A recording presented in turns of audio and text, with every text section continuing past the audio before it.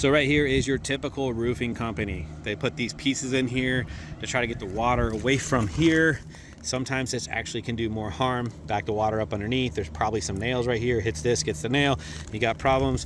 The next thing that most roofing companies are going to do is they're going to use some caulking to try to stop the problem. It doesn't always work. So we're going to do something unique on this actual vent. We're actually going to make some metal that slides behind here. That's going to be our flashing. We're going to solve these problems like a roofing company is supposed to do, not just glue some pieces of metal in here to try to slow the leak down. That's the difference between real roofing companies that actually know what they're doing, and we're actually focused on the problematic areas because we know that's super important to the longevity of that roof. So here is an expansion joint. There's a wall here, and you can see caulking on all the joints, lots of issues here. This is going to be an area that can leak. A lot of people don't know this metal right here extends about to here underneath the shingle, so they're always worried about, hey, I might have a leak here. That's just caulking. You don't even need that because there's metal behind here.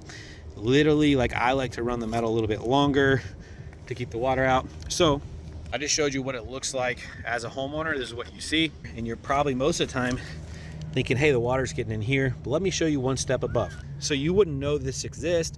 The shingle lines all the way up to the edge here. This is under the metal, or the shingle. We're actually gonna make our own metal when we're done with this. For now, we're gonna use this flashing to keep this roof watertight while we're working. But again, this is really cool because you can see flashing. Now you can't. This is what's underneath those shingles. We see homeowners all the time start caulking and adding stuff in these areas because they're afraid they have a leak when there's actually protection underneath. You're just unaware of it. So it's a pretty cool shot to show you guys. So this is how you can tell who to pick for your roofing projects. Start talking about problematic areas and see if they can answer your questions. My job is to actually show you guys these areas to give you the information that you need to find the right contractor.